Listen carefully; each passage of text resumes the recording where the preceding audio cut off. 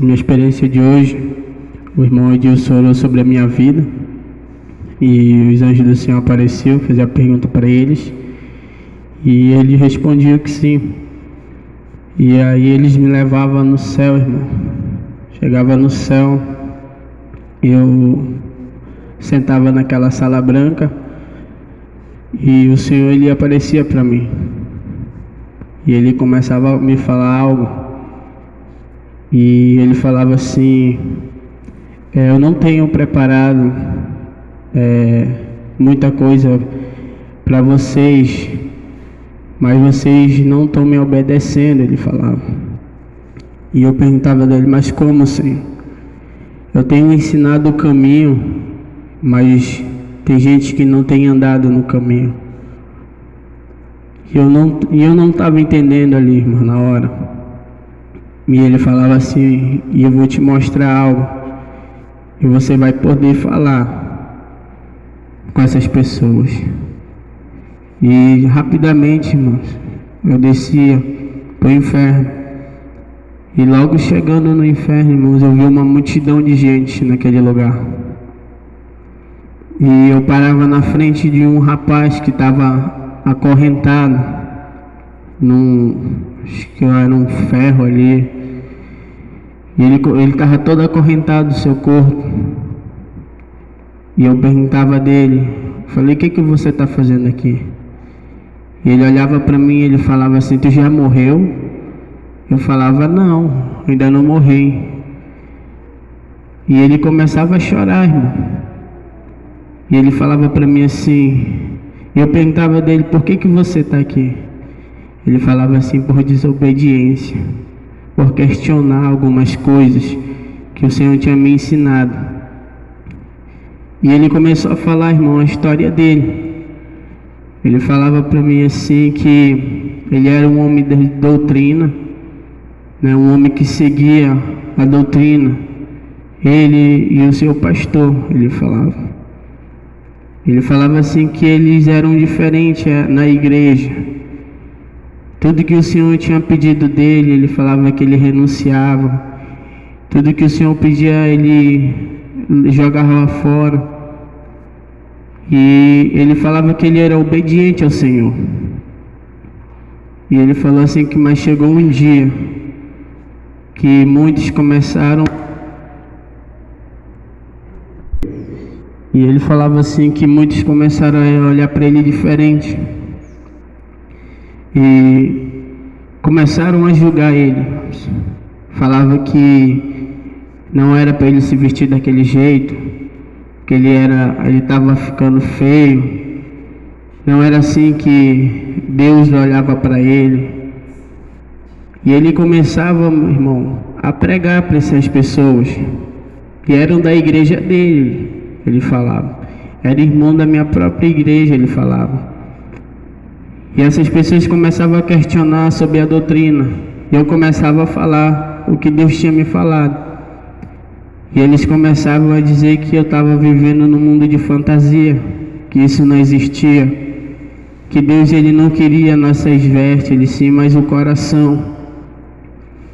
E ele falava que não. Mas mesmo assim eles começavam a julgar ele do mesmo jeito. E eles não acreditavam no que ele falava.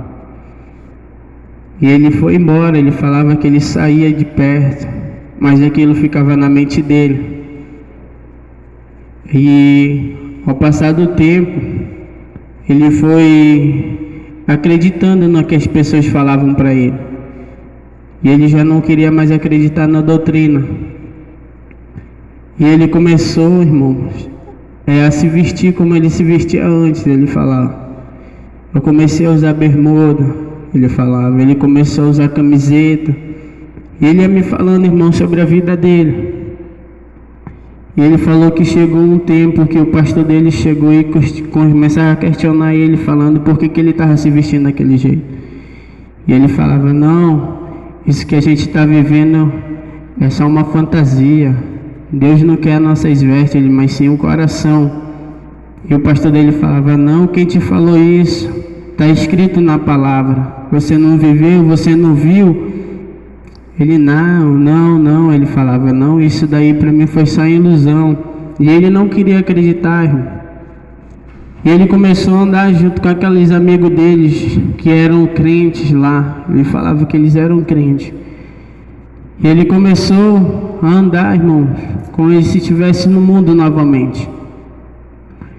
E ele falava assim, ele falou para mim que chegou um dia que ele morreu. Ele falou assim que ele achava que ele ia para o céu. E ele foi para o inferno. Que ele falava assim: e faz 20 anos que eu estou sofrendo a mesma coisa nesse lugar. E ele falava assim para mim: seja obediente aos teus pastores. O que eles te ensinarem não veio do homem, mas sim veio de Deus, ele falava. E quando eu ia saindo, irmão, eu perguntava o nome daquele homem. E eu perguntava assim: como é seu nome? Ele falava: meu nome é Carlos. E aí, irmãos, eu via mais na frente, eu via uma mulher muito bonita, aquela mulher. E ela estava do mesmo jeito que ele, toda amarrada. Eu chegava na frente dela e eu perguntava: como é seu nome? E ela respondia: meu nome é Carla. E eu falei: por que você está aqui? E ela começou a falar, irmão, a história dela. Ela falava assim: eu comecei a ouvir a doutrina e eu gostava disso. Eu comecei a viver o que Deus ele tinha ensinado. Eu mudei totalmente, mas a minha igreja era a porta larga. Mas muito me olhava diferente dentro da igreja, por ser uma pessoa que seguia a doutrina. E eu tentava chegar perto daqueles outros irmãos para conversar, e eles começavam a rir de mim, dizendo que eu era diferente, que eu estava ficando feia, que não era para mim andar daquele jeito. E ela falava assim: não, mas é a doutrina de Deus. Mas mesmo assim eles questionavam, irmãos. E ela falava: não, mas eu não posso mudar, o Senhor me fez assim. E eles falavam: não é assim que Ele quer te ver. Deus ele não quer te ver desse jeito. Ele falava: você está bem? Ela falava: sim, eu estou. E eles começavam a rir dela. Ele falava: você está ficando louca, você não está bem. Você não está vendo como você se veste? Você é muito feia desse jeito. Você tem que se vestir desse jeito. E as outras mulheres que estavam, irmão, elas começavam a rir dela, porque ela estava totalmente assim coberta, com um vestido longo, e as outras não. E ela disse que aquilo começou a entrar no coração dela. Ela disse que o diabo começou a trabalhar. E ela disse que teve um momento que ela desistiu, que ela não aguentava mais de ver as pessoas rindo dela. E aí, irmãos, ela mudou. Ela começou a botar roupa apertada. Ela falava que começou a pintar a unha, andar de salto alto, pintar o cabelo. E começou a andar com aquelas pessoas que começavam a rir dela. E ela falava assim que ela tinha ficado tão bonita que os homens olhavam para ela, desejavam ela. E eu falei para ela: você se sentia bem? E ela falou: naquele momento eu me senti. Mas teve um tempo que eu morri e eu vim para cá. E aqui eles começaram a jogar tudo o que eu fazia. Todos os dias eles jogam na minha cara o que eu fazia. Todos os dias repete a mesma coisa. Todos os dias o mesmo sofrimento. E faz 20 anos. Ela falava para mim: faz 20 anos, irmão, que eu estou aqui sofrendo a mesma coisa. Eles puxam meu cabelo, eles arrancam meu cabelo, eles cortam minha barriga, eles arrancam minhas unhas, eles fazem eu desfilar dentro do fogo. E eu não aguento mais, ela falava. E ali, irmão, quando ela parava de falar, o anjo do Senhor, ele me tirava daquele lugar muito rápido. e eu ia para o céu novamente. E o Senhor falava para mim: você está vendo? Eu não tenho preparado aquele lugar para nenhum de vocês. Mas tem gente que não acredita, tem gente que fica questionando o que eu mostro aos meus servos. E isso não vem me agradando. Ele falava assim: mas antes nem conhecer a minha palavra, porque um dia eu podia ter de misericórdia essas vidas. Mas eles pediram que conhecesse a minha doutrina. E muitos estão no inferno por falta de desobediência. Ele falava assim: olha para trás de mim. Quando eu olhava assim, irmão, para trás, eu via uma parte do céu muito linda. Ele falava: você está vendo o que tem ali atrás? Eu falei: sim. Ele falava: esse é o lugar que eu tenho preparado. Não é aquele lugar que você viu. Então seja obediente aos pastores. Não questione a doutrina, mas sim o vivo. E eu falava: amém, Senhor. E ele falava assim para mim: mas antes de você ir, você vai guerrear, não só por vocês, mas por todas as pessoas que acreditam na minha doutrina. Porque o diabo ele está tramando para vocês caírem e voltarem para o mundo. Mas eu não vou permitir. E ali, irmão, eu ia para a guerra. Eu começava a guerrear. E eu falei: Senhor, eu não vou conseguir sozinho. E ele falava assim: eu estou mandando meus servos aí contigo. E eu vi, irmão, os anjos descendo para guerrear junto comigo ali. E eu começava a guerrear com eles. E teve uma hora que ele falou assim: até aqui você pode guerrear, está na hora de você voltar. Amém, irmãos? Essa foi a minha experiência.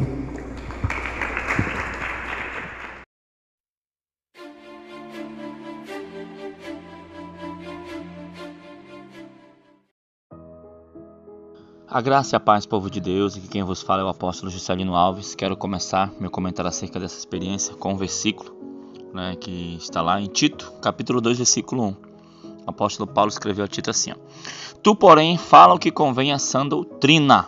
Tito 2:1. Irmãos, ao dar essa ordem, o apóstolo Paulo nos ensina sobre o que a igreja deve falar. Falar a sã doutrina, irmãos, é responsabilidade da igreja. Ela deve ser conhecida por isso. A sã doutrina é a voz da igreja. É por isso que ela está neste mundo. Pedro, que escreveu que a igreja é a propriedade exclusiva de Deus, a fim de proclamar as virtudes daquele que o chamou das trevas para a sua maravilhosa luz. Pedro ele falou isso. Então, irmãos, a igreja ela tem a responsabilidade de tomar o caráter de Cristo, tornar o caráter de Cristo conhecido.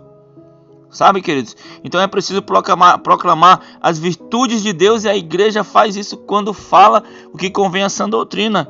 Amém? Então falar da santa doutrina é responsabilidade minha, responsabilidade do cristão, responsabilidade da igreja. Amém, queridos? Então o que você viu aí nessa experiência foi isso, foi sobre a sã doutrina. Pessoas que até o Senhor visita, fala sobre a santa doutrina, as pessoas ouvem, entendem, é como aquela semente que cai na beira do caminho, entende da parábola, porém, não sabe, vem o inimigo, vem as coisas do mundo, sufoca. Eu lembro que quando o Senhor falou comigo sobre a santa doutrina, nós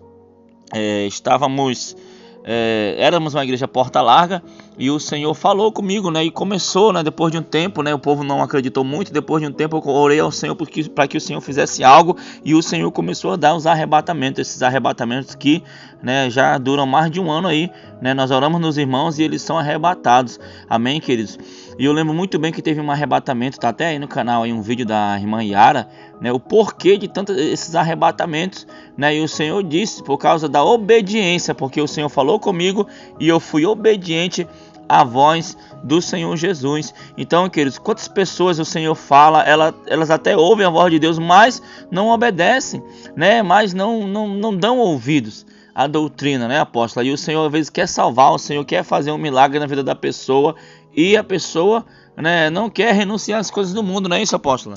É isso, e tem aquelas pessoas que até dão ouvido por um tempo, apóstolo, mas aí quando chega outro tipo de pessoa, outras conversas, já se corrompe, já se distanciam, né, da sã doutrina, já fica em dúvida se é de Deus ou se não é, né, então não tem firmeza, né, apóstolo? Então a gente tem tido todo um cuidado de ensinar a igreja a sã doutrina, ensinar o povo como é que é o padrão do céu aqui na terra, justamente para que eles não sejam levados em ventos de doutrina, né? Porque sem santificação, irmãos, ninguém verá Deus. E nós que nos aproximamos do Senhor precisamos ser santo como Ele é santo. Pedro também falou sobre isso, né?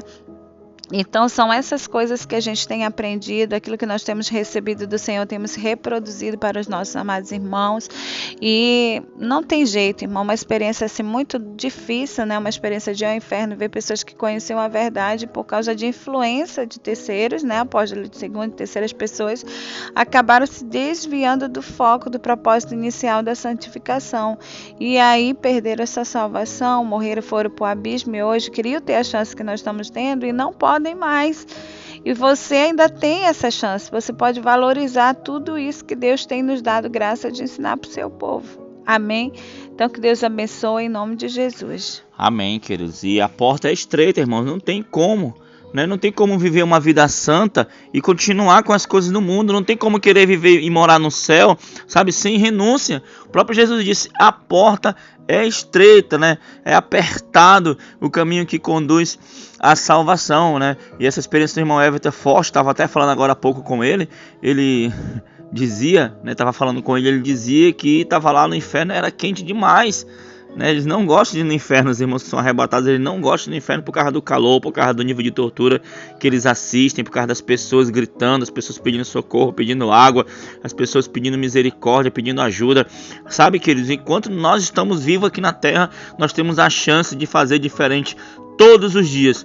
Então, não desperdice a sua vida, renuncie aquilo que você tem que renunciar e vamos seguir em frente, né, seguindo a sã doutrina, aprendendo e crescendo na graça do Senhor todos os dias. Amém, queridos? Vamos orar, apóstola? Senhor, meu Deus e meu Pai, querido Pai amado, apresento cada homem, cada mulher, cada pessoa, Pai, que, Senhor, chegou até aqui o momento da oração. Eu peço a Tua graça, Senhor, eu peço a Tua misericórdia sobre nós, meu Pai. É difícil, Senhor, andar na santa doutrina. É difícil para algumas pessoas, meu Pai querido, Pai amado, que ainda não entenderam, né, que tem que renunciar às coisas do mundo. É difícil, Senhor, para aquelas pessoas que ainda não leram aquele versículo que diz, não ameis o mundo, nem as coisas que há no mundo. O problema, Senhor, é que as pessoas não conseguem distinguir o que é do mundo. As pessoas acham, Senhor, que somente beber, fumar, roubar, mentir são coisas do mundo, Senhor, mas vai muito mais além, Senhor. Senhor, nós temos, como disse o salmista Davi, conhecerei, aleluia. Aleluia, como disse o profeta, conhecerei e prosseguirei em conhecer o Senhor. E como também disse o salmista Davi, né, guarda no meu coração as tuas palavras para não pecar contra ti. Senhor, faze conhecido, Pai, os teus caminhos em nossas vidas, Pai, para que possamos te alegrar, para que possamos fazer a tua vontade, para que possamos andar na santa doutrina, Pai. Muito obrigado. Abençoa cada um dos teus filhos, em nome de Jesus. Amém, amém e amém. Que Deus abençoe a todos. Fiquem na paz do Senhor Jesus Cristo. Tome posição como um soldado forte. Não perca o teu alvo, desafie até a morte. Mesmo subjugado, atingido e humilhado, não desça do seu barco, a vitória é do